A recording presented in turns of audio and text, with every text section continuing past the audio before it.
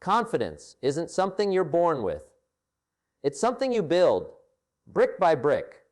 And the day you understand that science, your life changes forever. There comes a moment in every person's life when they look in the mirror and realize something important. Success doesn't begin with resources, opportunities, or even talent. It begins with confidence, that quiet inner voice that says, I can, I will, I must. And today, I want to show you the science behind building that voice so strong that nothing and no one can silence it.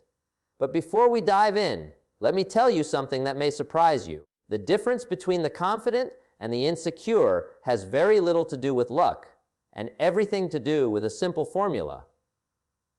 Once you understand this formula, you can apply it to your work, your health, your relationships, your dreams, and watch each of them transform. This is the part most people never learn, and that's why I urge you stay with me till the end. Because if you miss even one step of this formula, you miss the entire breakthrough. Confidence begins with a simple truth: the mind is always watching you. It observes your choices, your habits, your delays, your discipline, your excuses, your consistency, and your moments of personal triumph. It records everything, whether you realize it or not. And based on what it sees, it forms a judgment about who you are.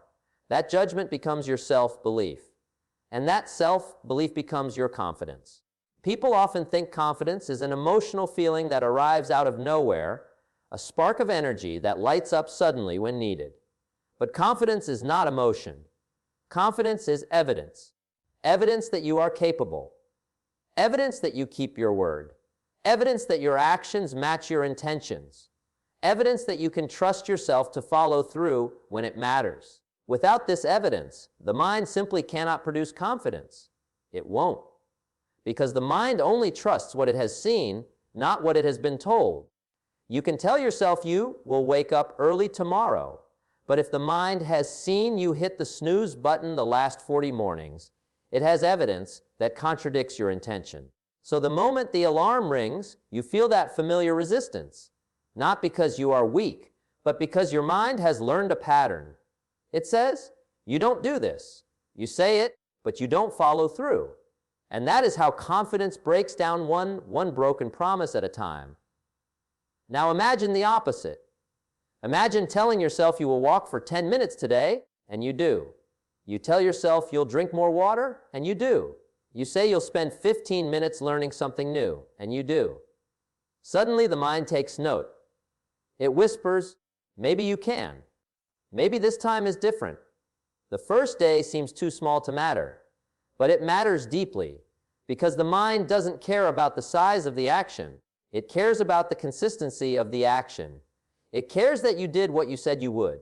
That proof becomes the first brick. The next day you repeat it. Another brick. Then the next day, another brick. In a week you have something forming. It's not confidence yet, but it is the foundation of it.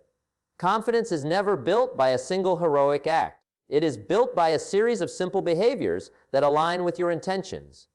The small steps you commit to today create the inner trust you rely on tomorrow. Confidence is trust. Trust in yourself, and trust grows only through proof. Most people struggle with confidence because they've trained their mind to doubt them.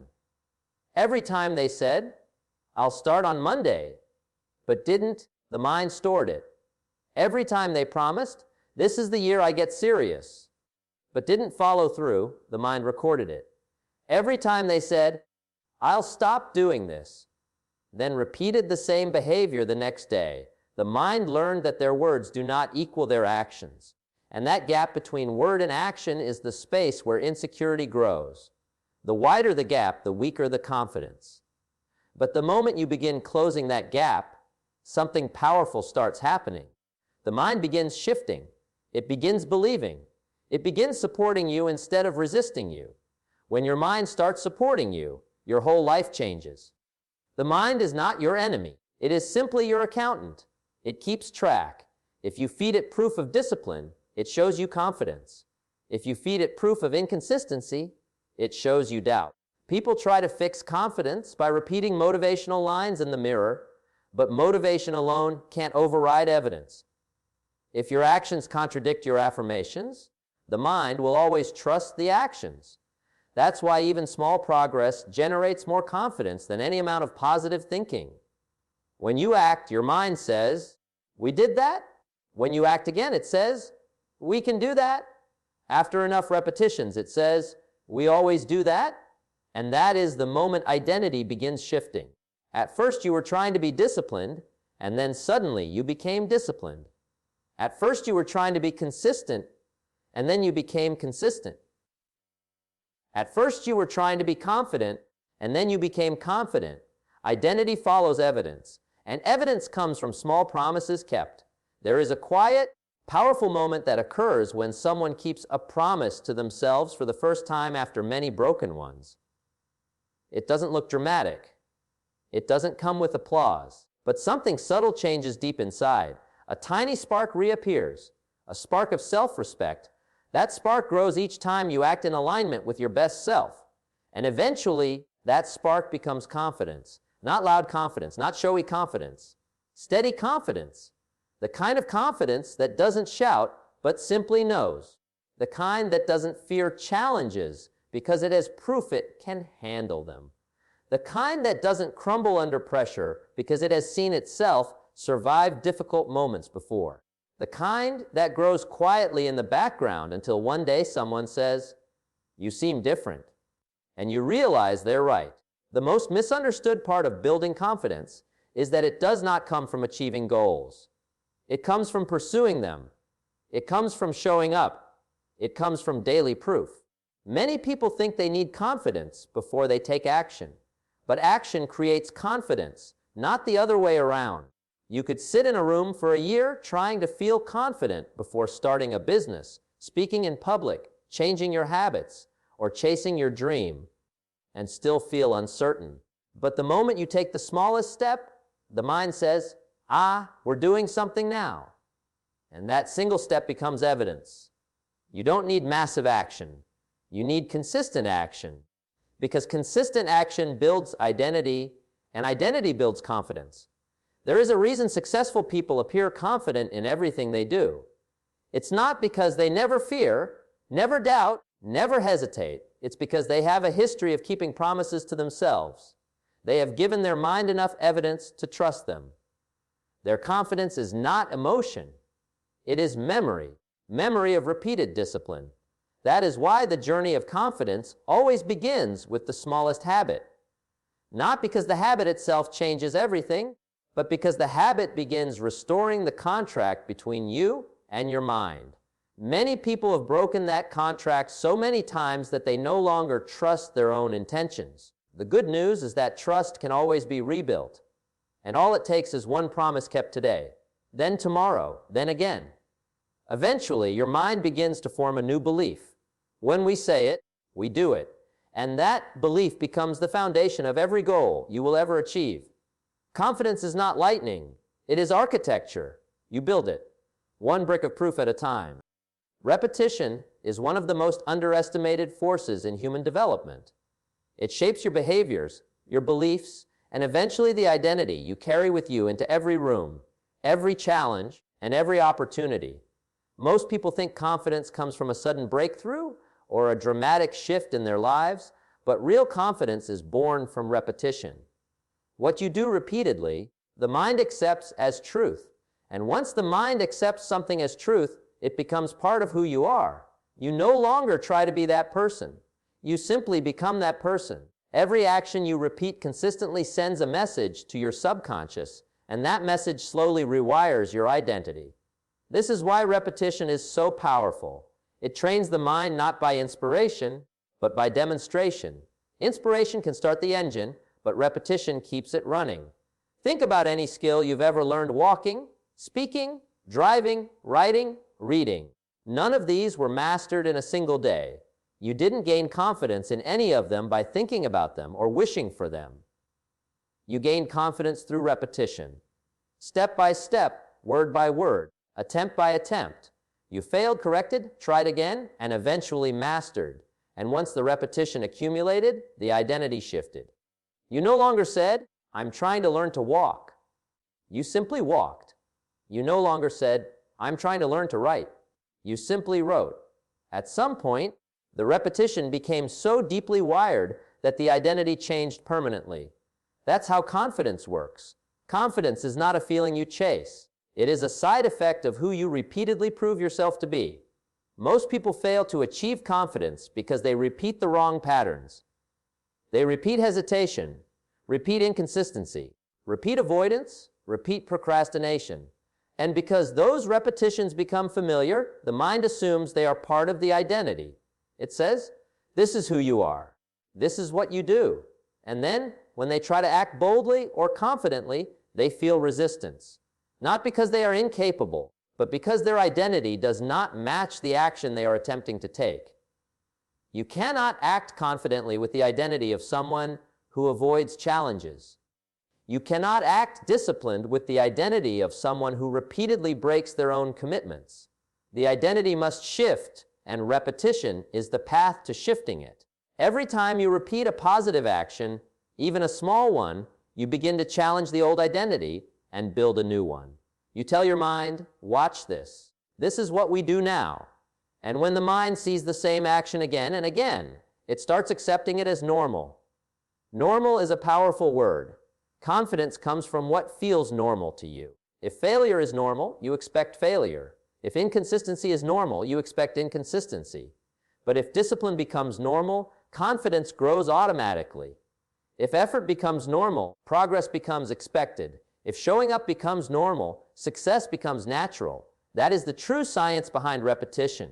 Repetition does not care about mood, motivation, or convenience. That's what makes it stronger than emotion. Emotions change daily.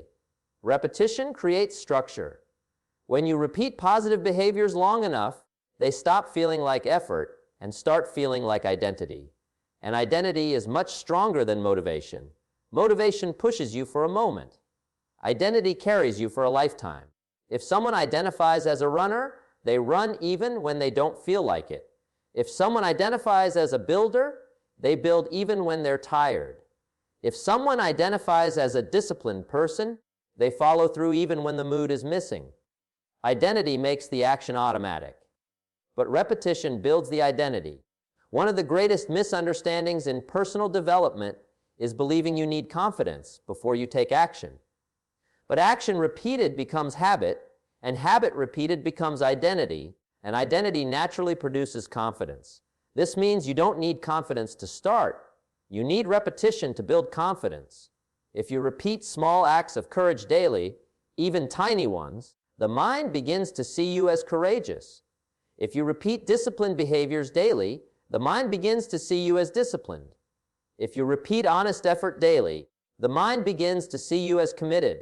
Confidence is simply the self-belief that comes from repeatedly proving to yourself that you are the kind of person who follows through. Repetition also creates familiarity, and familiarity dissolves fear. The first time you try something new, fear stands tall. But the second time, it becomes smaller. The third time, smaller still. And after the 10th or 20th repetition, the fear loses its meaning. Not because the challenge became easier, but because you became stronger. You became familiar. Familiarity is the enemy of fear. What once scared you becomes something you simply do. That is the transformation repetition brings. It strips fear of its power. It makes courage feel normal. It makes progress predictable. Another important truth is that repetition works in both directions. Just as positive repetition builds confidence, negative repetition builds doubt. So you must be conscious of what you repeat, because whatever you repeat, you reinforce. If you repeat excuses, your mind builds an identity around excuses. If you repeat distraction, your mind builds an identity around distraction. That's why you must choose your repetitions carefully. They are shaping the person you will become. Every small behavior is a vote for the future identity, and the mind counts every vote. Once you understand this, repetition becomes more than habit. It becomes strategy, a way to engineer the identity you want to carry, a way to build confidence on purpose instead of waiting for it to arrive by luck. You begin to choose your daily actions not based on convenience or mood, but based on the person you want to become. And when you repeat those actions long enough, The person you want to become becomes the person you naturally are. Repetition is the architect of identity, and identity is the birthplace of confidence. When you master repetition, you no longer chase confidence. You generate it from within every single day. Confidence is often misunderstood as a reward you receive after achieving something remarkable. But in reality, confidence is the force that allows you to achieve anything remarkable in the first place. People wait for the perfect moment, the right timing, the ideal conditions, believing that once success arrives, confidence will follow. But life does not work that way. Success does not create confidence. Confidence creates success. Confidence is the engine, not the outcome. It is the invisible foundation beneath every accomplishment, every breakthrough, every leap forward. Without confidence, talent is wasted, opportunity is missed, and potential goes unused. With confidence, even an average skill set can produce extraordinary results because the person wielding it believes in their ability to make progress. If you look closely at people who achieve great things, you'll notice something interesting. They rarely begin with certainty. They begin with willingness. Willingness to try. Willingness to learn. Willingness to start before they feel ready. And from that willingness comes confidence. Confidence is built through action, not through waiting. You cannot wait your way into confidence. You cannot think your way into confidence. You must act your way into confidence. The moment you decide to take action, even imperfect action, you send a signal to your mind that you are capable of influencing your circumstances. That belief, repeated over time, strengthens until it becomes unwavering. Success requires movement. Movement requires energy. Energy requires belief. And belief is another word for confidence. Everything you want in life sits on the other side of your willingness to believe you can achieve it. But belief is not born from fantasy or hope. Belief is born from evidence, and evidence is created through action. This is why people who take action, even small action, begin to develop a stronger sense of confidence than those who wait for inspiration. Action produces evidence. Evidence produces belief. Belief produces confidence. And confidence produces more action. This cycle, once started, becomes a powerful engine for success. When you rely on success to give you confidence, you trap yourself in a cycle of hesitation. You say things like, once I have more experience, I'll feel ready. Or, once I become better, then I'll be confident enough to try. Or, once I achieve something significant, then I'll trust myself. But the truth is that experience comes from trying, not from waiting. Improvement comes from doing, not from imagining. Achievement comes from acting, not from hoping. Confidence is the bridge that allows you to cross from potential into action. Without taking the first step, nothing else can follow. Think of a child learning to ride a bicycle. They don't wait until they feel confident before getting on the bike. They get on the bike first, wobble, fall, try again, adjust, practice, and eventually gain balance. Confidence comes after the experience, not before. Adults forget this simple truth. They want confidence without the wobble. They want certainty without the fall. But the wobble is what builds confidence. The fall is what teaches balance. The effort is what builds skill. And each attempt strengthens the belief that they can handle more. This belief eventually becomes confidence. Confidence is also about developing a relationship with failure. People who succeed at a high level are not immune to failure. They simply do not interpret failure as a sign they should stop. They interpret it as part of the process. Failure is information. Failure is feedback. Failure is a teacher. And when you begin to see failure this way, it loses its power to intimidate you. Suddenly, the fear that once held you back becomes fuel that moves you forward. And with each step taken in the presence of fear, confidence grows. Confidence grows not because fear disappears, but because you learn to move despite it.